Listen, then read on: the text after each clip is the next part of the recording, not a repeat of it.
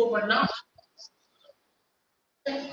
तो कल अपन ने पढ़ा कि इन्होंने जो यह पाठ लिखा है अपनी प्राचीन जो एक मान्यता है उनसे संबंधित, और उसके बाद जो इनके लेखन का विषय है वो इसलिए है क्योंकि प्राचीन संस्कृति के साथ साथ हमारे इस जीवन में हम वैज्ञानिक तरीकों को भी जो मानते हैं, तो जो लेखक है उसने बचपन में उस समय देखा तो तर्क भी किया विज्ञान के बदले, लेकिन साथ ही साथ घरवालों के कारण या कहें अपनी माता जी के कारण या जिनके कारण उन्होंने इनको माना, वो भी अपने आप में एक बहुत ज्यादा मायने रखता है कि इसको मानने के जो पीछे जो विषय है उसका जो कारण है वो क्या कारण रहा होगा। तो उनके पीछे में पीछे ना पड़ के फिर वो इस विषय में जब बातचीत करता है तो देखो आगे क्या होता है। तो वहां से अपन आगे चलेंगे। आवाज आ रही है मेरी बेटा?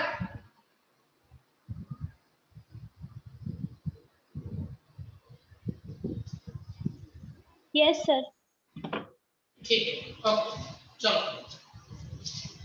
उन लोगों के दो नाम थे, मतलब ये उस समय की बात कर रहा है जब बचपन में उस समय जो परिस्थिति बनती थी कि उन लोगों के दो नाम थे, इंद्रसेना या मेंढक मंडली। आपको ये नहीं मालूम होगा कि बरसात के समय या जहाँ पानी उपलब्ध होता है वहीं पर ज्यादातर मेंढके हैं वो निकलते हैं। तो मेंढक का मतलब उसका जीवन किसके ऊपर आश्रित है? पानी के ऊपर आश्रित है। और दूसरा इंद्रसेना यानी इंद्र है वो क्या है? भगवान पानी के यानी जल के देवता माने जाते हैं। दोनों के विषय में ही ज्यादातर जो बात है वो की गई है, इसलिए यहाँ पर भी उसी विषय के दृष्टिकोण से बात है वो कर रहे हैं कि किस प्रकार से इनको उस समय की परिस्थिति के अंदर कैसे वो रहते हैं, उस विषय में वो बात कर रहे हैं। ठीक है, बिल्कुल एक दूसरे के विपरीत, मतलब नाम दोनों विपरीत है। एक पौराणिक नामों से प्रभावित है तो दूसरा जो नाम है वो किससे प्रभावित है?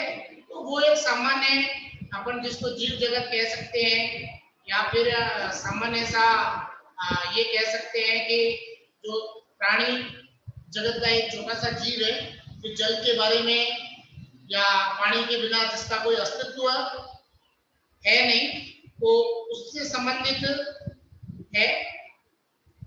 ठीक है, अब आगे कह रहा है जो लोग उनके नग्न स्वरूप शरीर, नग्न स्वरूप का मतलब छोटे छोटे बच्चे होते हैं और वो पूरा धड़ नंगा होता है, मतलब सिर्फ नीचे अंडरवेयर या जो भी पजामा या जो भी निक्कर पहने वो पहना, ऊपर का बदन बिल्कुल भी नंगा। और छोटे बच्चे होते हैं तो आपने देखा होगा गांव में बिल्कुल नंगे होकर नहाते हैं। तो नग्न स्वरूप शरीर, उनकी उछल कूद का मतलब होता है वो इधर उधर कूदते रहते हैं, उछल कूद करते रहते हैं।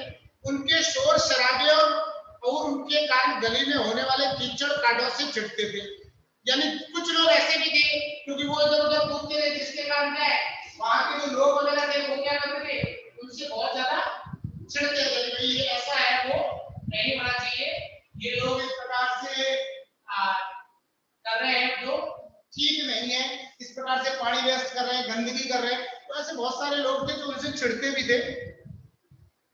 वे कहते थे मेंढक मंडली उनकी आगवानी गलियों से होती थी, यानी जो जिनको अच्छा नहीं लगता था वो तो उनको क्या कहते थे, मेंढके कहते थे। और जो लोग भारतीय परंपराओं को मानते थे, हिंदू धर्म में आस्था रखते थे, प्राचीनता को जो मान करके चलते थे, वो उनको इंद्रसेना के नाम से संबोधन देते थे। सर आगवानी मतलब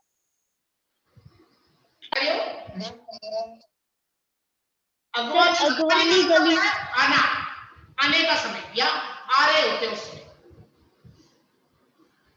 वे होते थे 10-12 वर्ष से 16-18 वर्ष के लड़के। अब होते कौन थे? तो 10-12 वर्ष से लेकर के और 16-18 साल के लड़के होते थे। सांवला नंगा बदन, सिर्फ एक जांघिया का मतलब होता है मतलब अंडरवियर या जो भी नीचे जो पहनने का कच्छा वगैरह जो भी होता है, या कभी कभी सिर्फ लंगोटी। तो गांव में पहले अंडरवियर कहाँ होता था, तो लंगोटी टाइप पहनते थे, धोती के टाइप से। एक जगह इकट्ठे होते, पहला जयकारा लगता, बोल गंगा मैया की जय। क्यों? क्योंकि गंगा माँ जो पानी की पूर्ति करती है सारे संसार को, जो जिसका पानी अमृत के समान, तो पहला जयकारा उनका लगता।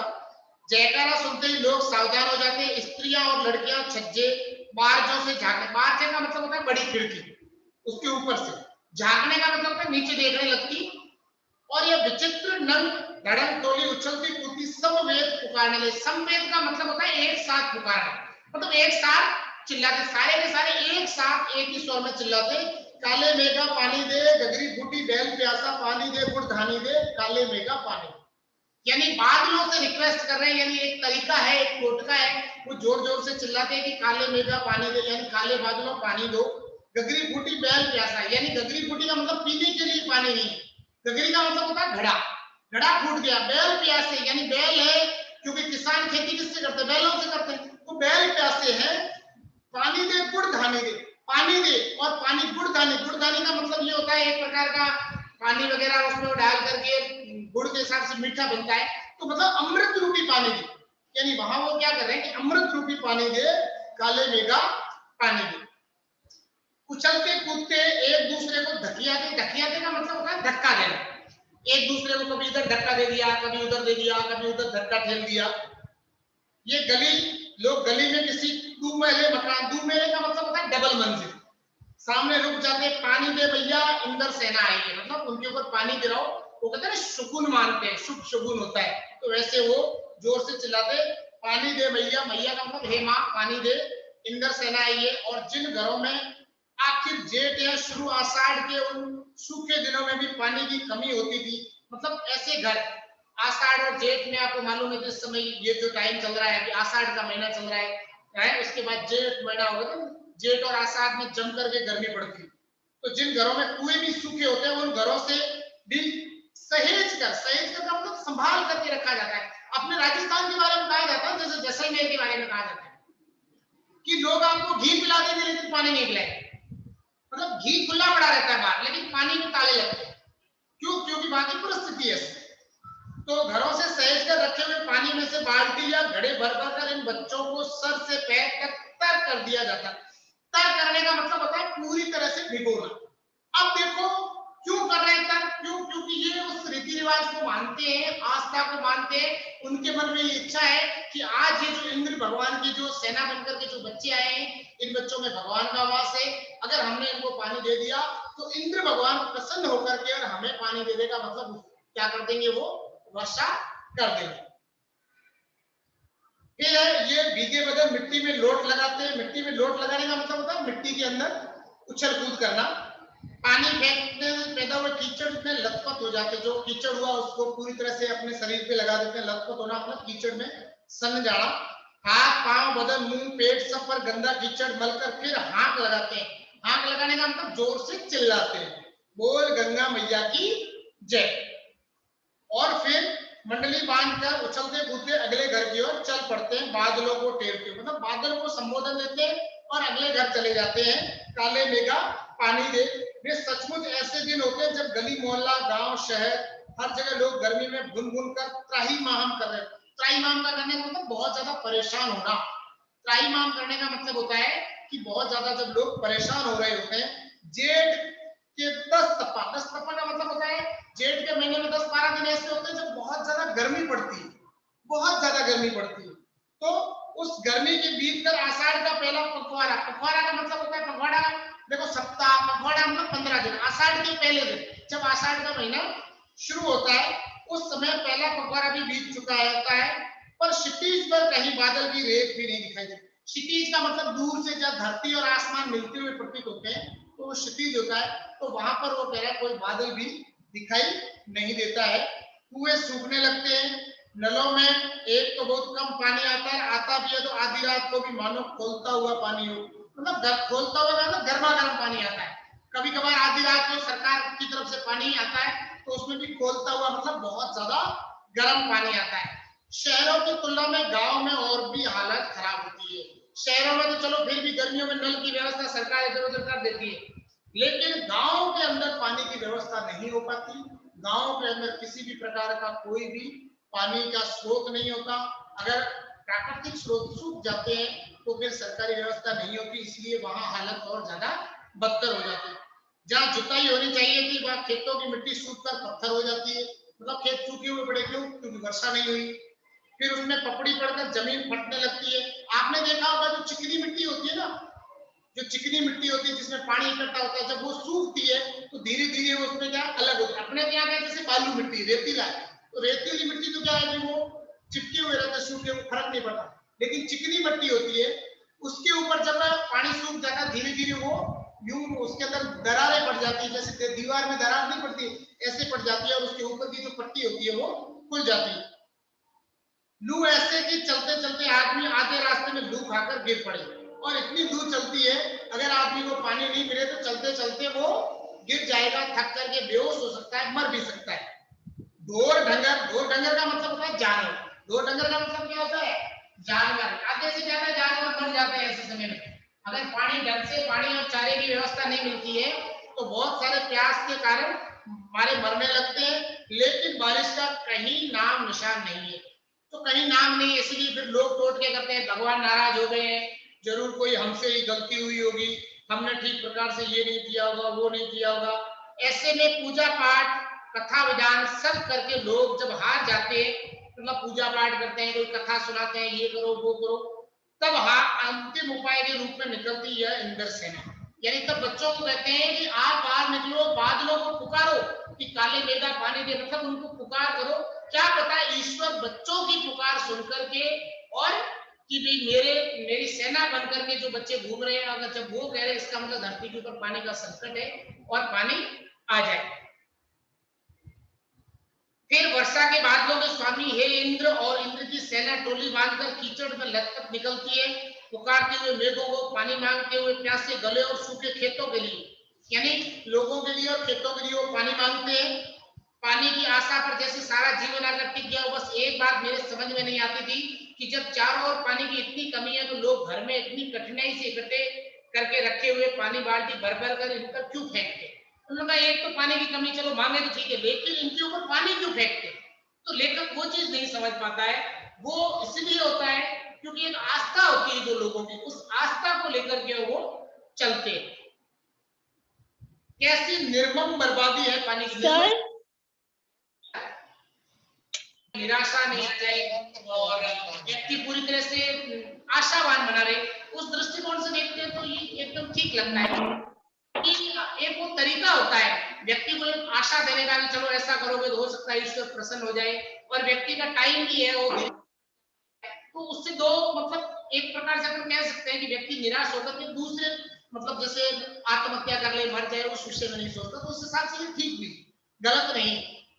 क्योंकि हमारा भारतीय धर्म है वो एकदम वैज्ञानिक धर्म, विज्ञान से 10 गुना आगे। इसके देखो मैं आपको तो कुछ आपको रिजल्ट बताता हूँ, साइंस बताती है, ठीक है, साइंस आपको 2021 का बता सकती है, 2022 का बता सकती है, 2023 में कौन से दिन किस समय ग्रहण होगा ये नहीं बता सकती, ठीक है। लेकिन जो अपना कैलेंडर बनाने वाला होता है वो आज से 50 साल बाद का बता देगा कि फलाने दिन फलाने टाइम पे ग्रहण होगा। इसका मतलब ये तो अपन मानते हैं कि भारतीय धर्म की जो ज्योतिष विज्ञान का है, गणना का है, वो श्रेष्ठ है, विज्ञान से भी कई गुना आगे। और जो 10 रुपए का कैलेंडर है उसके अंदर जो पहले से लिखा होता है कि इस 5:10 में ग्रहण लगेगा, और विज्ञान भी फिर उसी को मानता है। विज्ञान जो टाइम देता है एक्यूरेट वही होता है। इसका मतलब कुछ है, तो इसलिए एक प्रकार से अपन इसको तो नहीं कह सकते, लेकिन यहाँ लेखक के विचार है, अब जो है वो तो अपने पढ़ने को। फिर है देश की कितनी क्षति होती है, यानी लेखक का ये मानना है कि देश में पानी की बहुत ज्यादा क्षति यानी नुकसान हो रहा है इस तरह के अंधविश्वासों से। मतलब लेखक ये मानता है कि ये एक प्रकार का है अंधविश्वास है। कौन कहता है ये इंद्र की सेना, मतलब आपको कैसे पता चला कि बच्चे है वो इंद्र की सेना है? लेकिन हमें गांव में आज भी होता है कि बच्चों को भगवान का रूप माना जाता है, शहरों में नहीं मानते। अगर बच्चों भगवान का रूप शहरों में मानते तो लड़के और लड़की को बराबर रखते। चलो आजकल एजुकेशन आ गया, फिर भी पढ़े लिखे लोग भी लड़कियों को लड़कों के बराबर समानता नहीं देते, इसका तो मानते ही नहीं। लेकिन गांव में चलो अनपढ़ता के हिसाब से या शिक्षा नहीं है, लेकिन एक सम्मान मिलता है, वो बराबर मिलता है समाज में। अगर इंद्र महाराज से ये पानी दिलवा सकते हैं तो खुद अपने लिए पानी क्यों नहीं मांग लेते? उन्होंने कहा अगर ये इंद्र से पहले तो खुद अपने लिए पानी मांग ले, फिर दूसरों को दिलाए। क्यों मोहल्ले भर का पानी नष्ट करवाते घूमते हैं, फिर मोहल्ले का पानी, मतलब वो एक प्रकार का वो जैसे कहते हैं वो टोटका है, मतलब उससे लोगों में आशा बनती है और कभी कभार ईश्वर की इच्छा से वर्षा हो भी जाती है तो वो फिर वो उससे उनकी आस्था है वो जुड़ जाती है। नहीं, यह सब पाखंड है, अंधविश्वास है। ऐसे ही अंधविश्वासों के कारण हम अंग्रेजों से पिछड़ गए और गुलाम बन गए। तो अंग्रेजों से पिछड़ने का जहां तक मेरा मानना है कि अंग्रेजों से पिछड़ने का कारण ये अंधविश्वास नहीं है। अंग्रेजों से पिछड़ने का कारण ये था कि हमारे जो राजा वगैरह थे उन्होंने बेवकूफियां की, उन्होंने उनको शरण दी, उनके आगे वो झुकते गए। हमारे यहीं के लोग गद्दारी करके, नहीं तो ब्रिटेन इतना सा मुट्ठी पर अपने बाड़मेर जैसलमेर 2 जिले बना देते हैं तो ब्रिटेन से बड़ा हो जाता है। तो वहां के इतने लोग क्यों? क्योंकि हमारे यहाँ के लोगों अंधविश्वास के कारण नहीं। ऐसा नहीं था कि भारत में सती प्रथा होती थी इसलिए अंग्रेजों ने कब्जा किया, कत्ता भी नहीं। क्यों? हमारे यहाँ के राजा तो मरते भी थे, गला भी काटने की क्षमता रखते थे, लेकिन कुछ ऐसे गद्दार हुए, कुछ ऐसे लोग हुए जिनके कारण। तो ये इस कथन से मैं बिल्कुल भी सहमत नहीं हूँ। लेखक के निजी विचार हो सकते हैं लेकिन मैं मेरे विचारों से बिल्कुल सहमत नहीं। मैं असल में था तो इन्हीं मेढक मंडली वालों की उम्र का। अब लेखक कह रहा मैं था तो उन्हीं की उम्र का, पर कुछ तो बचपन के आर्य समाजी संस्कार थे। आर्य समाज का मतलब है हिंदू धर्म के संस्कार। आर्य समाज की स्थापना दयानंद सरस्वती ने की थी 1875 के अंदर, और एक कुमार सुधार सभा कायम हुई थी, उसका उपमंत्री बना दिया गया। कुमार सभा मतलब बच्चों की एक ऐसा संगठन बना, उसका उप सभापति बना दिया। सो समाज सुधार का जोश कुछ ज्यादा ही था, इसके समाज में सुधार करने का जोश कुछ ज्यादा ही था। अंधविश्वासों के खिलाफ तो तर्कस में तीर रखकर घूमता रहता था। मतलब अंधविश्वास होते थे, तर्कस में तीर रख करके घूमने का मतलब होता है हाथों हाथ बहस करना, हाथों हाथ उस विषय में उनसे वाद विवाद करना। मगर मुश्किल यह थी कि मुझे अपने बचपन में जिससे सबसे ज्यादा प्यार मिला वो थी जीजी। जीजी का मतलब माँ। आज भी कुछ लोग बोलते हैं भाई बोलते हैं, मम्मी बोलते हैं, मॉम बोलते हैं, जीजी बोलते हैं। यूं मेरे रिश्ते में कोई नहीं थी, उम्र में मेरी माँ से भी बड़ी थी, यानी मतलब इनसे बहुत ज्यादा प्यार मिला, एक प्रकार के माँ के जैसे। पर अपने लड़के बहू सबको छोड़कर उनके प्राण मुझी में बसते थे। मतलब उनके प्राण मतलब बहुत ज्यादा वो लेखक से स्नेह करती थी, और वे थी उन तमाम रीति रिवाजों, तीज त्योहारों, पूजा अनुष्ठानों की खान जिन्हें कुमार सुधार सभा का या उपमंत्री अंधविश्वास कहता था। मतलब वो उनको बहुत सम्मान से देखती थी, जैसे आजकल होता है ना बहुत जगह अलग अलग कुछ रीति रिवाज मानते हैं। तो वो जो जीजी है, मतलब जो भी बड़ी उम्र की इनकी माँ से बड़ी माँ जैसी है, वो तीज त्योहार को बहुत मानती है, क्योंकि हमारी हिंदू संस्कृति है, उसकी जो जान है वो इन त्योहारों में और रीति रिवाजों में बसती है। और उन्हें जड़ से उखाड़ फेंकना चाहता था, पर मुश्किल यह थी कि उनका कोई पूजा विधान, कोई त्योहार, कोई अनुष्ठान मेरे बिना पूरा ही नहीं होता। अब वो कहता मैं विरोध तो खूब करता, लेकिन वो जब भी आयोजन करवाती मुझे भी पास में बिठा ले, चल बैठ बेटा गया। अब वो उनसे बहुत ज्यादा प्रेम करता था, इसलिए उनका वो विरोध नहीं कर पाता था। दीपावली है तो गोबर और कोडियों से गोवर्धन और सतिया बनाने में लगा।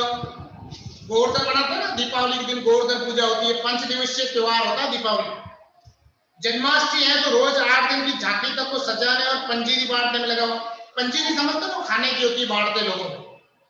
हर छठ है तो छोटी रंगीन कुलियों में भूजा भर रहा हूँ। भूजा मतलब वो छोटे छोटे होते हैं, उसके अंदर वो डालते हैं। छठ मैया यूपी के अंदर बड़ी प्रसिद्ध है, छठ मैया की बहुत ज्यादा पूजा होती है, नदियों के किनारे जाकर के छठ माता की पूजा होती है।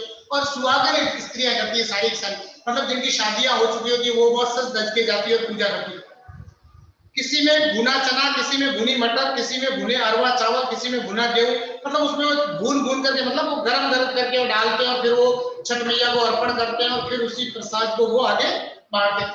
जीजी ये सब मेरे हाथों से कराती ताकि उनका पुण्य मुझे मिले, केवल मुझे। मतलब वो ये मानती थी, कहते हैं ना आजकल गाय को रोटी कहते बच्चे के हाथ से दिला दे, बच्चे को पुण्य मिले, बच्चे के हाथ से गाय में रोटी।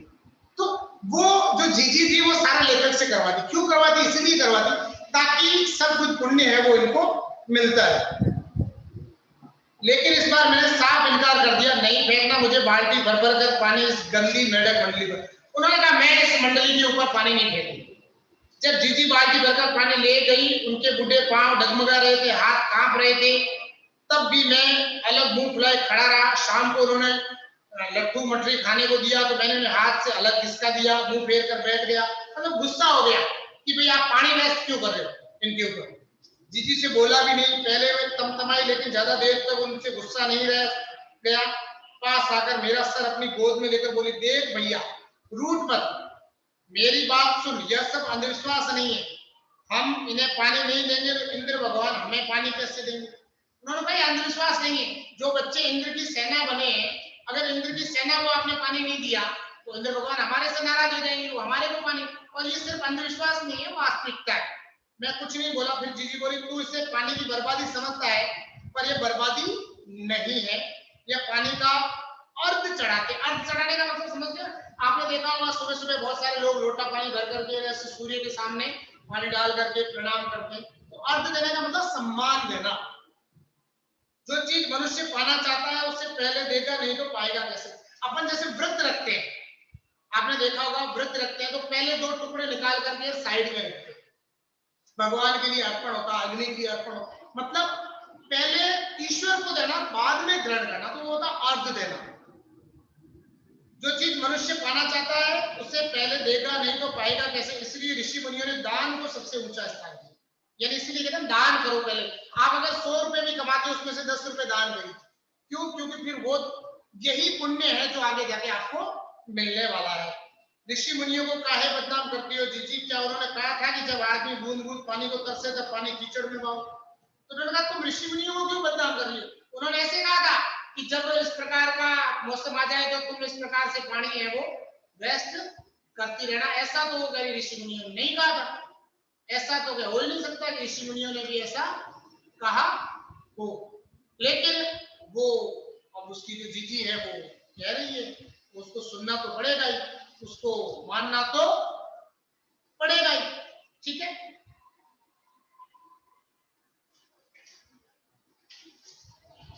कुछ देर चुप रही जीजी, फिर मटरी में मेरे मुंह में डालती हुई बोली, देख बिना त्याग।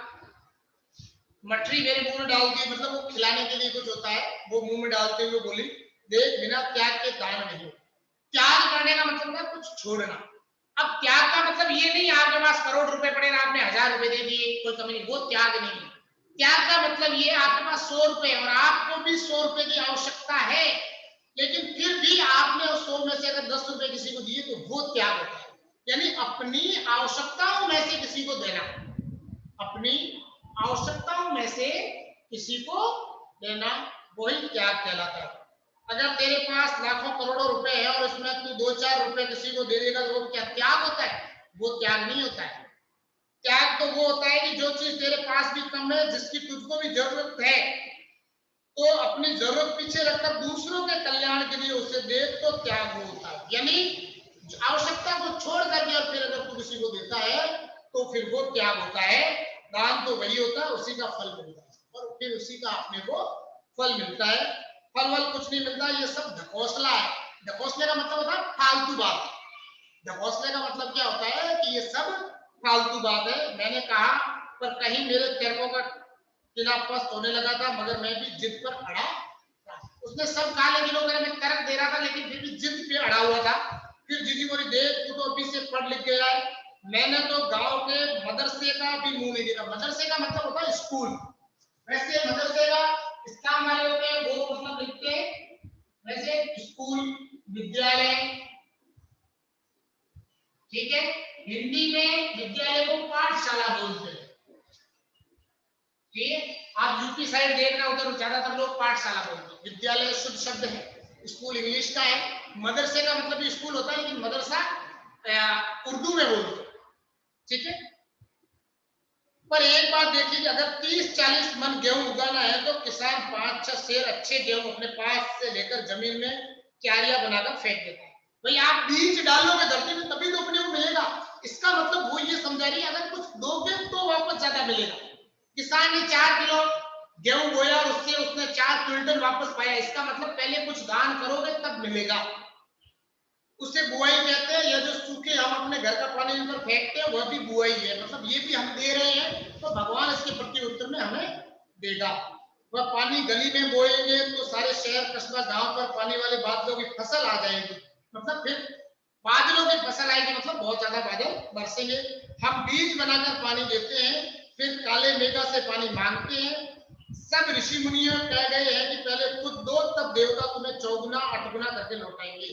यानी ऋषियों ने भी यही कहा है कि पहले अगर आप दोगे तो ईश्वर या भगवान आपको देगा, ऐसे ही नहीं देगा। या तो हर आदमी का आचरण है, मतलब उसकी नीति है, वो देता है नहीं देता है, जिससे सबका आचरण बनता है। यथा राजा तथा प्रजा, सिर्फ यही सच नहीं है, सच यह भी है कि यथा प्रजा तथा राजा, यानी जैसी राजा राजा होता है तो वो अपने हिसाब से आचरण नहीं करता, जैसी प्रजा होती है राजा को प्रजा के हिसाब से रहना पड़ता है। यह तो गांधी जी महाराज कहते हैं, जीजी का एक लड़का राष्ट्रीय आंदोलन में पुलिस की लाठी खा चुका था, तब से जीजी गांधी महाराज की बात अक्सर करने लगी थी। मतलब उसका एक लड़का था, वो राष्ट्रीय आंदोलन में गया था, तो गांधी जी की बातें भी करती थी। इन बातों को आज 50 से ज्यादा वर्ष होने को आए, पर जो कि जो मन पर दर्ज है वो अगर मुझे ऐसी की वैसी याद है। कभी कभी कैसे कैसे संदर्भों में ये बातें मन को कचोट जाती है, मतलब दुखी कर देती है, याद आ जाती है। हम आज देश के लिए करते क्या है, मांगे हर क्षेत्र में बड़ी बड़ी है, पर त्याग का कहीं नामो निशान नहीं, लेकिन वो फिर भी मांग रहा है, चाहे वो गलत था, लेकिन त्याग कोई नहीं करता। सब कोई चाहते हैं कि मैं मेरी जेब भरूं, अपनी जेब से कोई देना नहीं चाहता। अपना स्वार्थ आज एक मात्र लक्ष्य रह गया, मतलब मुझे बस मिल जाए।